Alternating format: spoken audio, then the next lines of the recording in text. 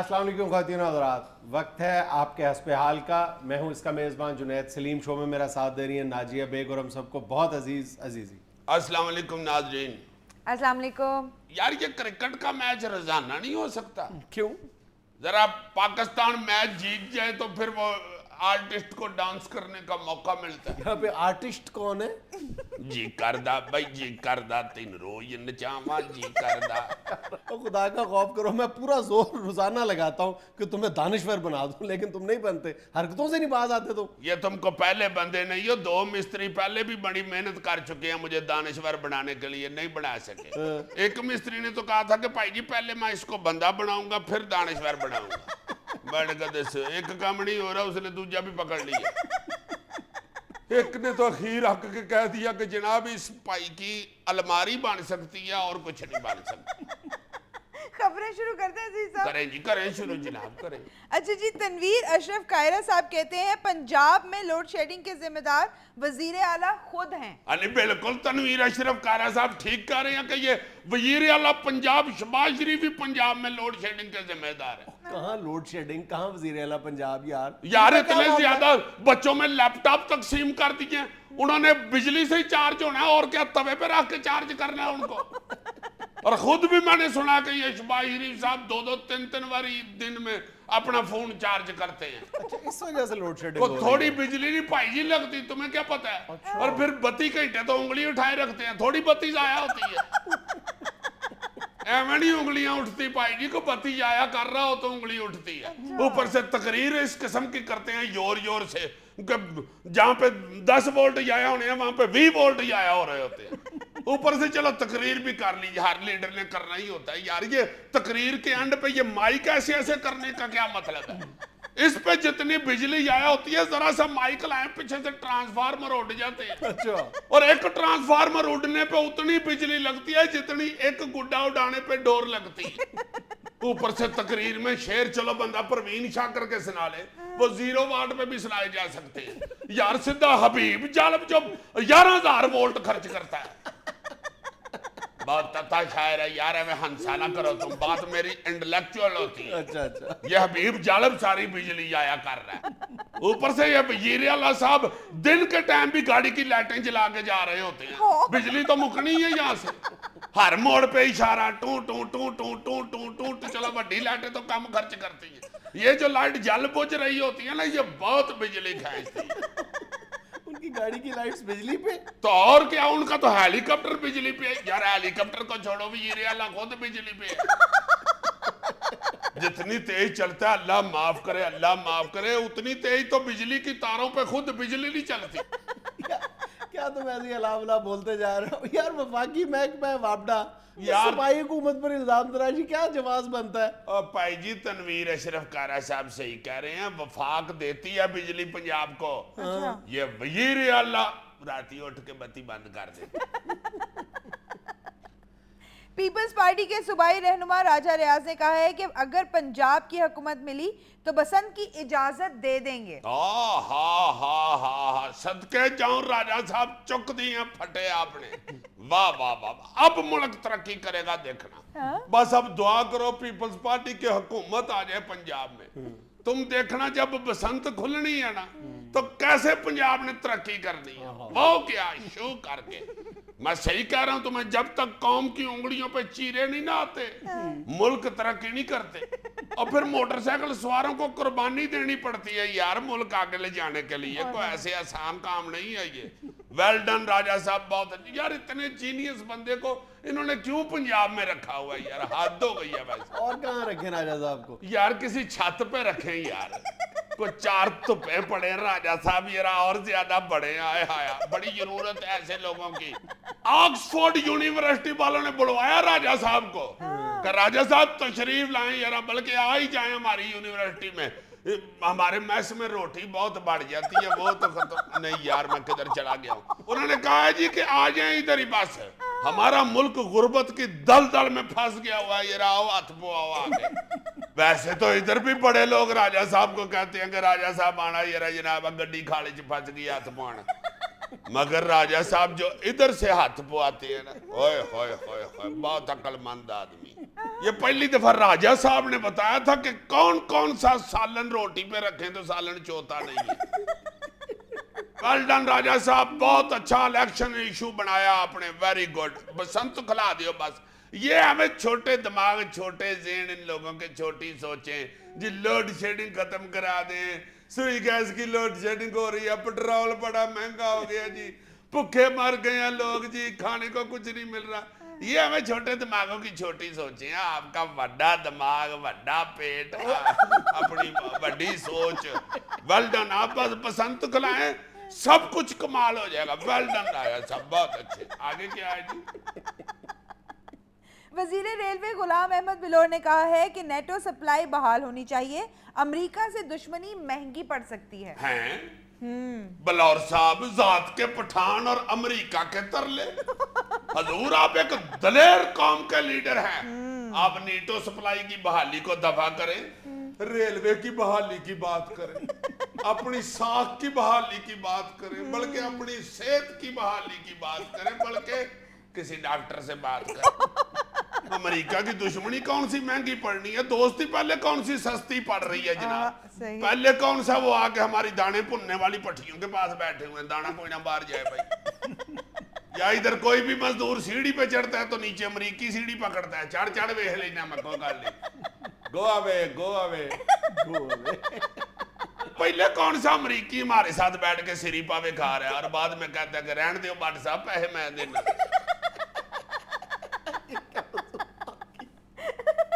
ये बहुत बड़ी दोस्ती की निशानी है। बंदा किसी बट को कह दे कि यार तेरे खाने के पैसे मैं देना, तो थोड़ा बेल नहीं होता।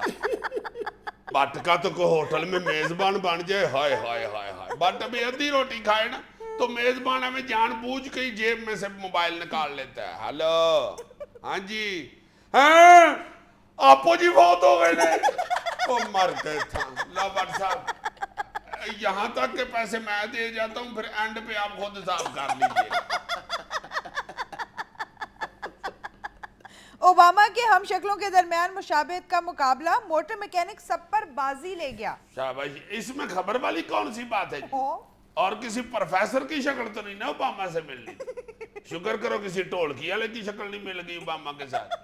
हाँ, रेगिस्तान की तरफ जो खुसरे होते हैं ना, उन्होंने इस तरह का ढोलकी वाला रखा होता है।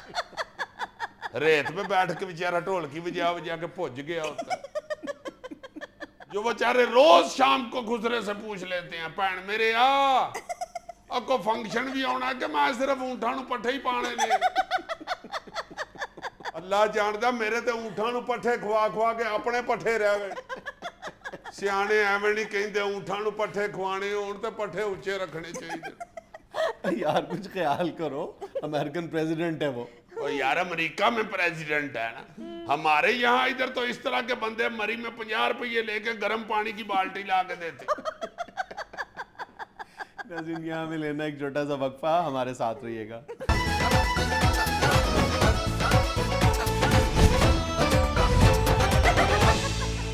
यार जुनैद, हम इधर बैठ के सारा दिन अब हर रोज ये बातें करते हैं कि जी बिजली का बड़ा स्यापा है आवाम को, गैस का बड़ा स्यापा है, महंगाई बड़ी हो गई है, सब्जी महंगी हो गई है, करेले तक बढ़ के दुआना भी हम डिस्कस करते हैं। बेशुमार ऐसी प्रॉब्लम है अभी तक इतने जदीद दौर में भी आवाम को, कि जिनकी तरफ अगर ध्यान पड़ता है तो बंदे के ये इनसे एक दम निकलता है, हाय नहीं ये तो यारी जनाना है, मर्दाना क्या होता है, हैं? ये निकलता है, ये मर्दाना है, ये मर्दाना हाय है। यार मैं हैरान हो गया हूँ। मेरा आज एक दोस्त आया हुआ था सवेरे लाहौर शेखुपुरे से, जाहिद विरक। और मैंने कहा किधर आए हो विरक साहब, आज बड़े दिनों बाद चक्कर लगाया। कहता यार पासपोर्ट बनवाना है, मैंने उम्रे के लिए जाना है तो पासपोर्ट बनवाने में लाहौर आया हूँ। मैंने कहा शेखुपुरे कोई मिस्त्री नहीं उधर से बनवा लेते? कहता नहीं भाई जी, उधर वर्कशॉप नहीं अभी खुली, लाहौर में ही आना पड़ता है शेखुपुरे के लोगों को। यार एक जिला है शेखुपुरा, उधर पासपोर्ट ऑफिस ही नहीं है। मैं तो सुन के हैरान हो गया हूँ। तो इसमें हैरान होने वाली कौन सी बात है? यार मैं हैरान हो रहा हूँ, तुम तो हैरान ही हो ना। इसका मतलब तुम जानबूझ के हैरान कहते हो? अब मुंह से निकल जाता है, आदत पड़ी हुई है। वैसे तो मुझे पता है कि हैरान होते हैं, हैरान नहीं होते। इसमें हैरानी वाली कौन सी बात है? तुम ये समझते हो कि हर डिस्ट्रिक्ट में हमारे यहाँ पासपोर्ट ऑफिस मौजूद है? यार मुझे तो किसी ने पहले बताया था कि यार पिंडों में भी खुल गए हुए हैं पासपोर्ट ऑफिस। कई देहातों में मौजूद है पासपोर्ट ऑफिस, कस्बों में तहसील लेवल पर भी पासपोर्ट ऑफिस मौजूद है, लेकिन फिर भी ये जरूरी नहीं है कि हर डिस्ट्रिक्ट में यानी जिले सदर मकाम पर पासपोर्ट ऑफिस मौजूद है। नहीं, ये तो बेवकूफों वाली बात ही है ना जी कि जिलों में नहीं है तो कस्बों में और पिंडों में मौजूद है। नहीं, कस्बों में पासपोर्ट ऑफिस मौजूद है, लेकिन उसके लिए चंद शराइत हैं। क्या शराइत ये है कि वहां पर कोई बहुत बड़ी सियासी शख्सियत मौजूद होनी चाहिए, या फिर ये है कि तुम्हारे मुर्शद पाक का कोई बेटा या करीबी अजीज ज़िमनी इलेक्शन किसी कस्बे या गांव से लड़ेगा तो वहां पर पासपोर्ट ऑफिस खुल जाएगा। क्या कहना चाह रहे हो यार तुम? मतलब सीधा सा है कि पिछले महीने तुम्हारे मुर्शद के बेटे मूसा गिलानी ने मुल्तान से हार्डली 10 मिनट की ड्राइव पर वाक़ एक छोटा सा कस्बा है कादरपुर रां, वहां से ज़िमनी इलेक्शन लड़ा था। वहां पर अवामी हमदर्दियां समेटने के लिए, वोट हासिल करने के लिए उन्होंने पासपोर्ट ऑफिस खोल दिया। मैं सदके जाऊं अपने मुर्शद के, हाय हाय हाय हाय हाय, हमें 94,000 वोट डालते हैं। ये क्रेडिट तो तुम्हारे मुर्शद को जाता है। उनके भाई ने मुश्तबा गिलानी ने पिछले साल ज़िमनी इलेक्शन लड़ा था नगमा मुश्ताक के मुकाबले पे जलालपुर पीरवाला से। अच्छा, वहां पर भी उन्होंने यही मतलब करम नवाजी फरमाई थी, पासपोर्ट ऑफिस खोल दिया गया था। ये कस्बा जो है तहसील है मुल्तान की, मुल्तान से 90 किलोमीटर दूर है और बहावलपुर से सिर्फ 60 किलोमीटर के फासले पर पहले से पासपोर्ट ऑफिस मौजूद है, लेकिन बहरहाल ज़िमनी इलेक्शन लड़ना था, खोल दिया तो गया। तुम्हारे कहने का क्या मतलब है? अब शेहूपुरे से किसी गिलानी को खड़ा करेंगे election? यार जाहिर है यार, पासपोर्ट ऑफिस खोलने का कोई क्राइटेरिया तो हो ना। यहाँ पर जिसका असर रसूख काम करता है वहां पर वो पासपोर्ट ऑफिस खोल देता है। हमारी वफाकी वजीर इत्तलात और नशरियात डॉक्टर फिरदौस आशिक आवान साहबा ने अपने चक कूबे में 14 फरवरी को गांव में एक पासपोर्ट ऑफिस का इफ्तिताह फरमाया है। वाह रे वाह, उन्होंने तो हर कसौन मार के इफ्तिताह कर दिया होगा। तहसील जड़ावाला में पीपल्स पार्टी के एमएनए नवाब शेर वसीर ने पासपोर्ट ऑफिस खुलवा दिया जड़ावाला में। हालांकि वहां से सिर्फ 35 किलोमीटर की दूरी पर पहले से फैसलाबाद में पासपोर्ट ऑफिस मौजूद है और फैसलाबाद से 80 किलोमीटर दूर टोबा टेक सिंह जो कि एक जिला है, वहां पे पासपोर्ट ऑफिस मौजूद नहीं है। नहीं तो सर इनका क्राइटेरिया क्या है? लोगों की जरूरत है अपना मतलब? यही तो मैं मातम कर रहा हूं कि कोई क्राइटेरिया है ही नहीं है, कोई मयार है ही नहीं है कि कितने फासले पर एक पासपोर्ट ऑफिस होना चाहिए, किसी जिले में होना चाहिए, किसी बड़े जिले में 2 होने चाहिए, कहीं पर कोई नहीं। सिर्फ ये है कि सियासी असर रसूख मौजूद होना चाहिए। आप अपने घर में पासपोर्ट ऑफिस खुलवा लें। और पंजाब में यानी कमोबेश 19 या 20 अजला ऐसे हैं जहां पर पासपोर्ट ऑफिस नहीं है। अच्छा, हाँ, मतलब खानेवाल में नहीं है, लिया में नहीं है, पाकपतन में नहीं है, विहाड़ी में नहीं है, बहावल नगर में नहीं है, कसूर में नहीं, शेखुपुरा, राजनपुर, टोबा टेक सिंह, उकाड़ा, खुशाब, मियांवाली, चकवाल, अटक, भक्कर, नारोवाल, ननकाना साहब, इनमें से किसी जिले में भी पासपोर्ट ऑफिस मौजूद नहीं है। हाय हाय हाय हाय, इस वक्त दानिशवर कामर बस के कंडक्टर ही याद लगे। इतने जिले याद है यार तुम्हें? होए देखो तुम, इन जिलों में नहीं है और छोटे छोटे कई कस्बों में और पिंडों में है, ये चककूबे में है। यार ये फैक्ट्स है भाई। लो जी, अगर ये फैक्ट्स है ना तो आगे कोई और हुकूमत आ गई ना तो उन्होंने सबसे पहले जाना है कूबे चक, उधर उन्होंने जाना है पासपोर्ट ऑफिसर, कूबे को जाके कहना है चक ऑफिसर निकले तो। जाहिर है जहाँ बड़े बड़े जिलों में अगर नहीं है पासपोर्ट ऑफिसर, अपने मतलब के लिए छोटे छोटे कस्बों में और गांव में खोल गए हुए हैं तो फिर ऐसे ही होगा। देखो ना, होना तो ये चाहिए कि जो मुनासिब फासले पे अगर नहीं है पासपोर्ट ऑफिस उधर बनाए या डिस्ट्रिक्ट में बनाए, को क्राइटेरिया तो बनाए ना। बिल्कुल वाकफियत या अपना ताकत तो नहीं ना क्राइटेरिया। और अगर कोई चैलेंज करे इनके इस डिसीजन को तो आगे घड़ा घड़ाया जवाब होगा। जी अवाम की सहूलत के लिए खोला, आपको क्या एतराज है? चलो जी, अवाम की सहूलत के लिए खोले, जिन जिलों में नहीं है उधर भी हमारी अवाम ही रह रही है, उधर को श्रीलंका के लोग तो नहीं ना बात। This is the question, this is not question, this is answer. इस तरह के नालायक मास्टर बच्चों को फेल करते, उसके जवाब को भी उसका सवाल करके तो काटा मार देते। नहीं, this is the question. Question वो होता है, राइट एन ऐसे ऑन योर विलेज और फुटबॉल मैच और अपना बेस्ट फ्रेंड, उसे क्वेश्चन कहते हैं। ये आंसर होता है कि उधर कोई श्रीलंका की अवाम रह रही है। अच्छा, ये मामला सिर्फ पासपोर्ट ऑफिस तक महदूद नहीं है। हर अवामी सहूलत जो अवाम का हक है, बल्कि बुनियादी हक है, उसका फैसला मेरिट की या जरूरत की बुनियाद पर नहीं होता, सिर्फ सियासी असर और रसूख की बुनियाद पर हो रहा है। अल्लाह तेरी खैर करे। यही तो मैं कहना चाह रहा हूं कि तुमने मेरे मुर्शिद पाक का पीछा करना शुरू कर दिया। हालांकि ऐसी बात नहीं है, और भी जितने मामलात में उसमें जो तगड़ा बंदा है जिस इलाके में रह रहा है वो अपनी जरूरतें पूरी करा लेता है वोट हासिल करने के लिए। कई सड़कें ऐसी जगह पे बन गई हुई हैं जहां पे कोई इतनी जरूरत नहीं थी, और कई जगह पे जहां पे बेहद जरूरत है सड़क बनाने की वहां पे नहीं बनाई हुई। ये गुजरांवाला से शेहूपुरे की सड़क यार हम बचपन से देख रहे हैं, जिस तरह की थी उसी तरह की है। तुम आज भी चले जाओ ना, वो ऐसे लगता है बांदरों ने रजाई उधेड़ी हुई है। हालांकि अगर वो सड़क बन जाए तो सारा गुजरांवाला मोटरवे कही रही है इस्लामाबाद की। तो यार तुम सड़कों का रोना रो रहे हो और नहरें अपने गांव तक ले गए सियासतदान। हाय हाय हाय, और देखो मैं अपने घर तक स्कूटर बड़ी मुश्किल से लेके जाता हूं। गंद पड़ा होता है रास्ते में, तुम्हें नहीं ना पता, ऐसे ऐसे ये करना पड़ता है। नाज़रीन, यहाँ में लेना एक छोटा सा वक्फा, हमारे साथ रहिएगा।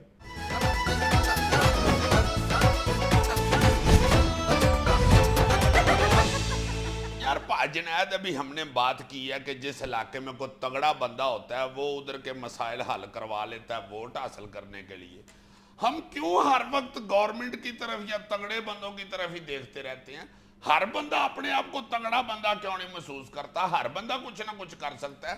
ये जरूरी नहीं है कि उसके पास पैसा ही हो या उसके पास कोई इख्तियार ही हो। सबके पास इख्तियार है, सारे बंदे इंसान हैं। सबको आगे बढ़ के अपने मोहल्ले के लिए, अपने इलाके के लिए कुछ ना कुछ पार्टिसिपेशन होती है। जी, पार्टिसिपेशन होती है। यार जब मैं अंग्रेजी पूछता हूँ खुदा के लिए ना हंसा करो यार। जी सर, पार्टिसिपेशन हम 2-3 बार इस मसले पर बात कर चुके हैं कि ये जो सिविक सेंस है या मोहल्ले की सतह पर कुछ कंट्रीब्यूट करने का जज्बा है, इसको बड़ी पॉजिटिव डायरेक्शन दी जा सकती है अगर हिम्मत का मुजाहरा किया जाए। और इसके लिए कोई ज़रूरी नहीं है कि आपके दरमियान कोई बाअसर लोग या सियासी असर व रसूख रखने वाले जो लोग हैं वो आपके अंदर शामिल हों। कमज़ोर से कमज़ोर आदमी, गरीब से गरीब आदमी, छोटे से छोटा इलाका, मोहल्ला, कस्बा, वो अगर ठान ले कि हमने अपने छोटे से इलाके की किस्मत बदलनी है, तो सच्ची बात है बग़ैर किसी जज्बातियत के मैं सच्चे दिल से ये समझता हूं कि वो चले कोई इनकलाब अगर नहीं भी ला सकता तो बहुत बड़ी तब्दीली जरूर ला सकता है। अपने मोहल्ले और गली की सतह पर ही ले लो। तो आप पहले गली की सतह पे अपने अपनी कोई यूनियन बनाए इकट्ठे हो गए, तो ऐसा कोई एसोसिएशन बना ले कि भाई जी हमने हर महीने 10-10 रुपये 20-20 रुपये जो औकात है उस इलाके के लोगों की। अगर मेरी औकात 50 रुपए देना है मैं 50 दे दूं, अगर मेरी औकात 10 रुपए देना है मैं 10 रुपए दे दूं। वो कोई ऐसी कोई शर्म वाली बात भी नहीं होनी चाहिए। पैसे से ज्यादा अहमियत वक्त देने की है कि हम अपने दिन का 10-15 मिनट, 20 मिनट, आधा घंटा अपने मोहल्ले को दे दें। कम से कम आधा घंटा ही रखो, 10 मिनट में तो बंदा इतनी को मूंगफली खाता है। देखो, और वक्त की बहुत ज्यादा अहमियत है। मोहल्ले में कई मसाइल ऐसे हैं जिनके हल करने के लिए आपको पैसे की जरूरत नहीं है, आपको हुकूमत की तरफ देखने की जरूरत नहीं है, सिर्फ आपका वक्त ही काफी है। अगर आप 7-8 लोग ये तय कर लें कि हमारे मोहल्ले में फलां कचरे का ढेर है या जौहड़ की शक्ल इख्तियार कर गया है जो खड़ा पानी है, तो ये तो आप ये नेक काम तो आप खुद अपने हाथों से कर सकते हैं। और अगर आप चंद रुपए इकट्ठे कर लें तो आप 2 मजदूर दिहाड़ी पे लगाकर ये काम करवा सकते हैं। हाँ, सारा मोहल्ला अगर 10-10 रुपए भी डाले तो 2 मजदूर पूरे हो जाते हैं, उनकी दिहाड़ी लग जाती है। और आपके मोहल्ले में, कॉलोनी में या किसी छोटे मकाम पर जहां पर आपने कोई अंजुमन बनाई है, वहां पर यानी गर्द बहुत ज्यादा है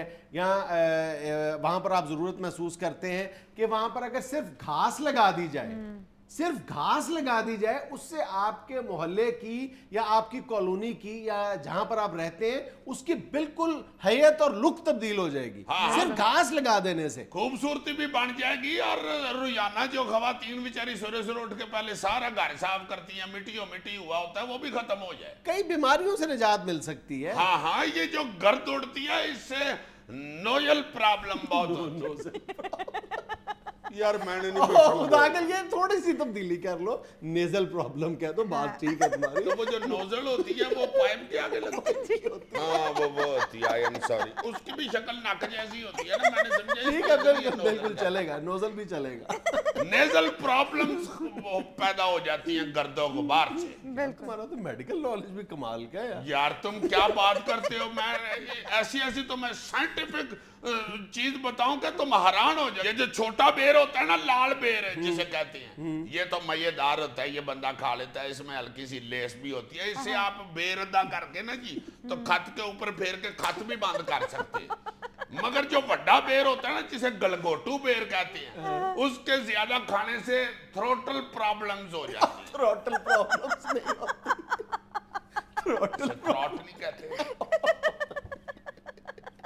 कहते हैं बिल्कुल कहते हैं। हाँ अब मैंने सोच लिया, मैंने अगले 3 दिन अंग्रेजी नहीं बोलनी, बहुत बोल लिया ना आज। अच्छा। क्या देखो, फिर तुम कहते हो मैं सीरियस रहता हूँ। अच्छा भला एक बहुत ही खूबसूरत मौजू है जिसका तुम बेड़ा गर्क कर रहे हो। नहीं मैं उस मौजू की बात कर रहा हूँ। ये वाकई अगर हम गली मोहल्लों की सतह पे अंजुमन बना लें, एक अपनी यूनियन बना लें, इकट्ठे हो जाएं, तो बाखुदा सीरियसली बहुत ज्यादा मसाइल हल हो सकते हैं। एक इस ज़माने में बहुत अहम नुक्ता है जिस पर हम पहले भी 2-3 बार बात कर चुके हैं कि मस्जिद को सिविक सेंटर होना चाहिए। हमने मस्जिद को सिर्फ नमाज पढ़ने के लिए रखा हुआ है। मस्जिद को अगर हम सिविक सेंटर, अपना माशरती मरकज़ बना लें ना, मोहल्ले का मरकज़ बना लें, तो भलाई के इतने काम हो सकते हैं, इतने ज्यादा काम हो सकते हैं कि चंद दिनों के अंदर हम उस इलाके की बिल्कुल नक्शा तब्दील करके रख सकते हैं। बिल्कुल है यार, मैं तो अमान से किसी वक्त ये भी सोचता हूँ कि हम ऐसे कई इलाके हैं जहां पे लोग सोचते हैं कि यार ये जो पुराने कपड़े हैं ये अब किसको दें या क्या करें इनका। आप वो पुराने कपड़े इकट्ठे करने शुरू कर दें अपने इलाके के, वही आप मस्जिद में ले आए। उधर आके आप कह दें कि जी ये सूट पड़े हुए हैं, ये अपना बिल्कुल ठीक है, पहनने के काबिल है, छोटे किसी को हो जाए या कोई नहीं पहन रहा वो जाके मस्जिद में दे आए।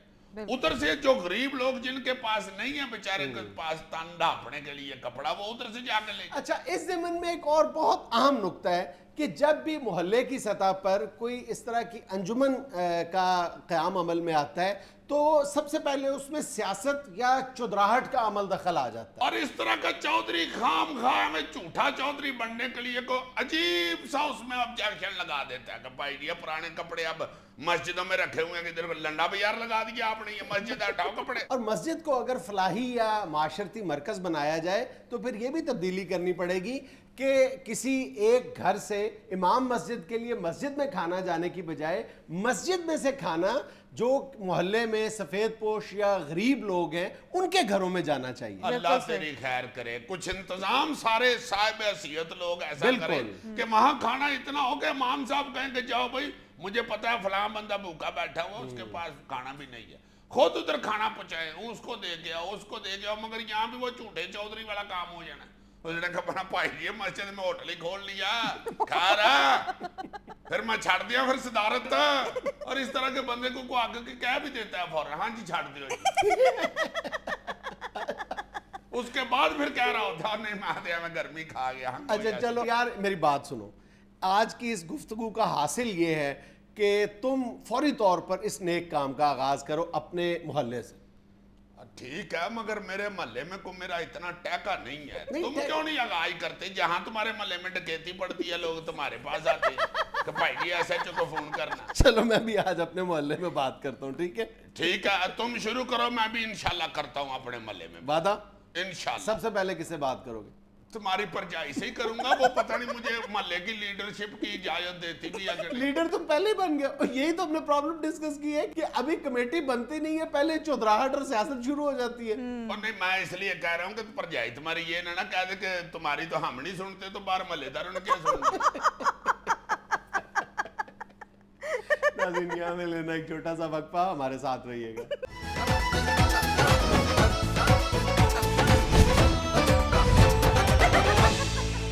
2000 तुम भी तो दो ना। नहीं मैं किस लिए दे दूं यार? जुर्माना 2000 है ना भाई, अगर ठीक का जुर्माना है, मैं चलान करवा बैठा हूं। शाबाश, बड़े से आने हो। अगर इनाम के 5000 हैं तो जुर्माने के 2000 भी हैं यार। बस यही रखा करो जी, मिस्रा उला बताएं। नहीं नहीं और नहीं, ये नहीं, ले पाएं। नहीं नहीं, इस शेर की जो पहला शेर है उस पर उस पर तुमने कमिट किया है मेरे साथ कि जी मैं 2000 जुर्माना दूंगा अगर मैंने गलत बताया तो। यार मेरे पास होता तो मैं फौरन निकाल के दे नहीं, देता। तो फिर मेरे पास भी नहीं है। 200 रुपया रख लो। ना ना ना, 2000 रुपए जुर्माना। अच्छा चलो लास्ट 1000 रुपए जुर्माना। यार वार्डन को छोटा इंसान नहीं होता, वो 100 रुपया चलान करता है। सवाल नहीं पता, तुमने मुझे वार्डन बना दिए। 1000 रुपए से 1 रुपया कम नहीं होना, ठीक है? बताओ नहीं जल्दी। यार नहीं, थोड़ा करो यार। नहीं ऐसे फ्री होते जा रहे थोड़ा कर दो यार, 300 रुपया कर दो। नहीं, सवाल ही पैदा नहीं होता। देखो मेरी बात सुनो, बहुत मशहूर मिसरा उला है, बहुत ही मशहूर, और तुम आसानी के साथ बूझ लोगे। बूझ लिया, लेकिन बताना दुरुस्त है। 5000 रुपए, अगर गलत बताया तो 1000 रुपया। चलो मिश्रा तो पहले बताओ यार। यार मैं क्या मिसरा बताऊं, तुम्हें 100% पता होगा, 100% पता होगा। चलो बता तो दो फिर, अगर 100% पता है तो फिर किस लिए 1000 रुपया बाहर निकलवा तो रहे? यही इसीलिए तो कह रहा हूं। मिसरा उला अभी टुक रोते रोते सो गया। ओह, यार ये तो मुझे बहुत अच्छी तरह याद है, मगर इसमें कोई गड़बड़ है जो ये जुर्माना भी रख रहा है। क्यों? क्या अभी टुक रोते रोते सो गया? ये मिसरा सानी है, मिसरा उला बताना है। सराने मीर के आहिस्ता बोलो। अब दे दो जरा, तुम्हारी मेहरबानी, पकड़ा दो इधर। ना करो ना यार इस तरह। सर ये तो दे देना, ये तो सही बोल दिया उन्होंने इत्तेफाक से। सराने मीर के आहिस्ता बोलो, अभी टुक रोते रोते सो गया। ये तो बनता है। मेरे सर पे तुम्हें 2 सींग नजर आ रहे हैं? क्या मतलब? मैं इतना अहमक था कि 5000 रुपए इतने आसान मिसरा उला के लिए तुम्हें थमा देता है। किस लिए जी? क्या इसमें क्या गलती है? आपने गलत मिसरा पढ़ा है। क्या कहूँ, सराने बट के आहिस्ता बोलो। चैलेंज के साथ बात कर रहा हूं मैं। यार क्या कर रहे हो यार, इससे ज्यादा और मैं क्या सही मिसरा बताऊं? मैं खुद हैरान हूं। सराहने मीर के कोई ना बोलो, हैं? अभी टुक रोते रोते सो गया है। ये हमारी निसाबी कुतब में भी जो शेर है गलत तौर पर मैं लिखा ये गया कहने है। लगी थी तो जी, ये I'm sorry, सराने मीर के कोई ना बोलो। कोई ना बोलो, अभी टुक रोते रोते सो गया है। 1000 रुपया। हो 1000 रुपया नहीं, मेरे ज्यादा अल्लाह। एक्शन ना करो, 1000 रुपया निकालो। कोई देखो, रायत नहीं। मैंने तो उस वक्त निकाला ही नहीं, मैं शर्तें लगाता ही नहीं। ये शर्त नहीं है, ये शर्त नहीं, इनाम था।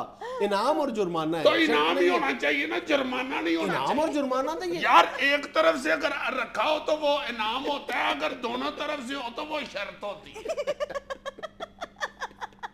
सराने मीर के कोई न बोले, अभी टुक रोते रोते सो गया। मुसलसल देख के मिसबा की टुक टुक, अभी टुक रोते रोते सो गया। तुम शेर का जितना मर्जी बेड़ा गर्क कर लो, तुम इनामी रकम हार गए हो। अचानक देखकर बिजली के बिल को, अभी टुक रोते रोते सो गया है। यार मैंने तो जो किताब में पढ़ा हुआ था वो सुना दिया, मुझे क्या पता कि किताबें ही गलत छपी हुई।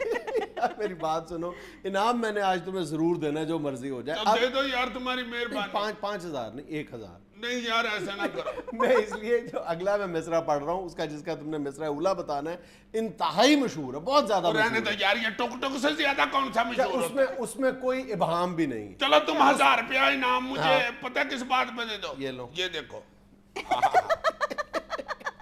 इतनी तेज करता हूँ। चलो दो इनाम। गया वक्त फिर हाथ आता नहीं। वही इसका से मैं- आपा, वही से आपा। इसमें कोई इबाम नहीं है, इसमें कोई इबाम नहीं है, ये तो तुम्हें पता होगा।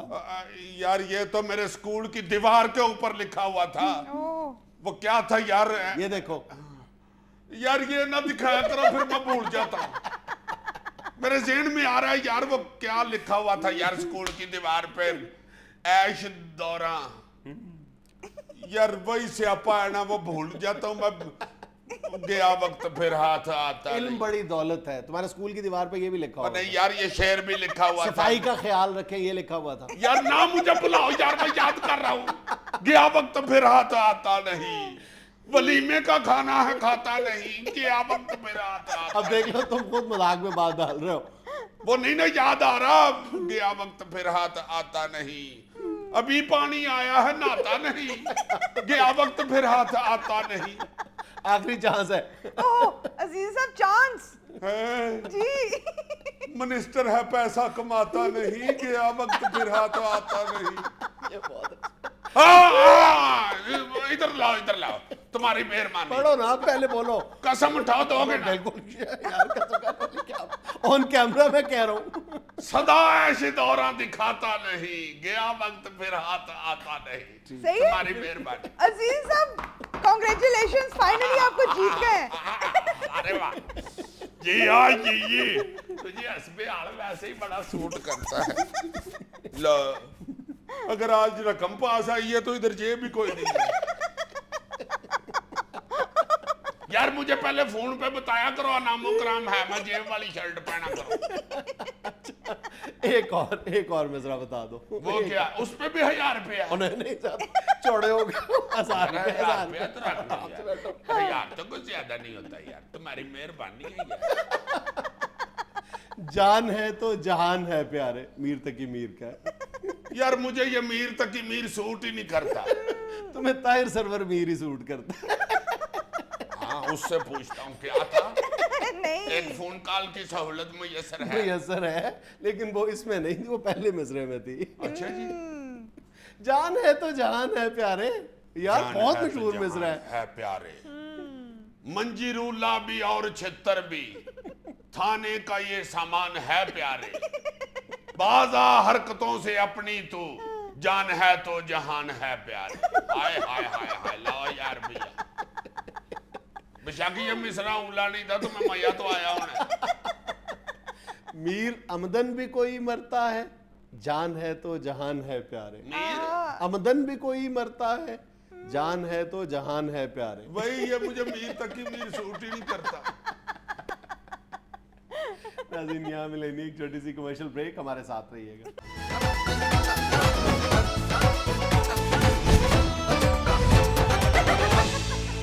नाज़रीन आपकी बहुत ज़्यादा फरमाइश पर आज हमारे साथ हैं जनाब अल्ताफ हुसैन। अस्सलाम वालेकुम अल्ताफ साहब। वालेकुम अस्सलाम। सबसे पहले तो जुनैद भाई मैं पाकिस्तान की आवाम को, पाकिस्तान में बसने वालों को, पाकिस्तान के अपने प्यारे बहन भाइयों को एशिया कप की मुबारकबाद पेश करता हूँ।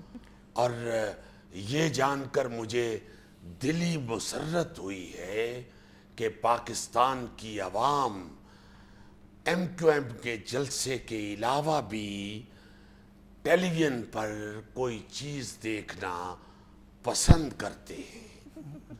और वैसे भी MQM में और क्रिकेट में बहुत सारी चीज़ों में ममासलत है जी।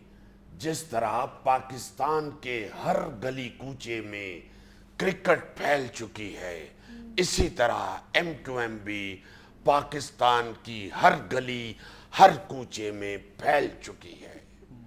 और जिस तरह आप क्रिकेट में भी कोई चीज़ प्रेडिक्ट नहीं कर सकते, कोई फैसला प्रेडिक्ट नहीं कर सकते, इसी तरह MQM के भी किसी फैसले को, किसी चीज़ को प्रेडिक्ट नहीं कर सकते। यानी आप कहना ये चाह रहे हैं अल्ताफ हुसैन साहब कि आपके बारे में ये कहना मुश्किल है कि अगर अभी आप हुकूमत में हैं तो अगले घंटे बाद आप हुकूमत में होंगे या नहीं? जी हाँ। हाँ ये मैं समझता हूँ, ये भी MQM की खूबियों में शामिल है कि अगर वो किसी भी लम्हे, किसी दूसरे लम्हे ये देखती है MQM कि हुकूमत का ये फैसला या उसकी ये हरकत आवाम के लिए और गरीब आवाम के लिए ठीक नहीं है, लेकिन तो अल्ताफ हुसैन MQM साहब- फौरन फौरी तौर पे हुकूमत के खिलाफ हो जाती है। और अगले ही लम्हे फिर आपके मुज़ाकरात होते हैं और आप वापस हुकूमत में आ जाते हैं। मतलब आपके मुखालिफिन आप पर ये इल्ज़ाम लगाते हैं कि आप सिर्फ अपने मफादात के लिए हुकूमत के साथ होते हैं और हुकूमत के मुखालिफ हो जाते हैं। ये इल्ज़ाम नहीं, ये जागीरदाराना सोच है और इसे कहते हैं कोकला छिपा की जुमेरात आई जे, जेड़ा अगे पिछे वेखे ओदी शामत आई जी। अल्ताफ हुसैन साहब की आप क्या मुझे सुना रहे हैं? आप अपना नुक्ता नज़र वाज़े करें। ये मेरा नुक्ता नज़र है, ये कोई मुदस्सर नज़र नहीं है। देखिए, हम हुकूमत के साथ क्रीम वाले बिस्कुट की तरह हैं। जब चाहें अलग हो जाएं, जब चाहें हुकूमत के साथ मिल जाएं। जहां सच और भलाई है वहां हम हुकूमत के साथ हैं। जहां करप्शन है, बदइंतजामी है, हम अपनी क्रीम समेत अलहदा हो जाते हैं। क्रीम समेत क्यों अलग हो जाते हैं? देखिए, ये जो क्रीम है इसे उर्दू में बालाई कहते हैं, और ये जो बालाई है ये दरअसल अवाम की भलाई है। जो MQM को इक़्तिदार से ज्यादा अजीज है, हालांकि इक़्तिदार बड़ा लजीज है। वैसे हमने अपने वोटरों की सहूलत के लिए राब्ता कमेटी के साथ साथ एक बताता कमेटी भी बना ली है, ताता कमेटी? जो रोजाना लोगों को बताती है कि आज MQM हुकूमत में है या नहीं। चलिए अल्ताफ हुसैन साहब, भत्ताखोरी की तरफ चलते हैं। ये किधर ले चले हैं हमें? मेरा मतलब है कराची में जो भत्ताखोरी का मसला है उस पर बात करते हैं। भाई जुनैद, ये तो तय हो चुका कि इस भत्ताखोरी को जब तक जड़ से उठाकर फेंक नहीं देंगे, अल्ताफ हुसैन चैन से नहीं बैठेगा। चूंकि इस भत्ताखोरी ने कराची के हुस्न को गहना दिया है। लेकिन अल्ताफ हुसैन साहब, MQM पर भी तो इल्जाम है भत्ताखोरी का। गलत, इंतहाई बेहुदा इल्जाम है, लग़्व इल्जाम है ये।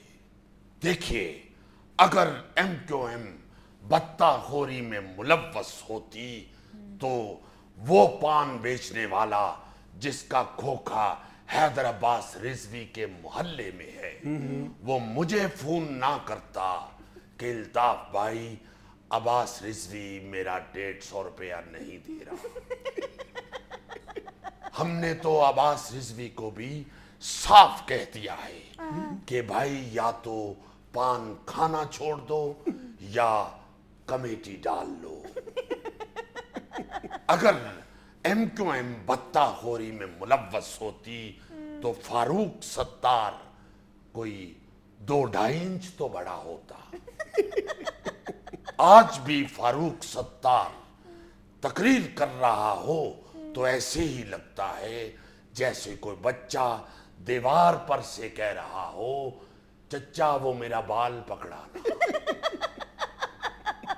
और फिर अगर MQM भत्ताखोरी में मुलव्वस होती तो मैं क्या लंदन में बैठकर अपने खिताब के लिए मोबाइल के सस्ते पैकेज ढूंढता फिरता। अच्छा अल्ताफ हुसैन साहब, आखिर में ये फरमा दीजिएगा कि इमरान खान साहब ने आपसे सुलह की है या आपने इमरान खान से सुलह की?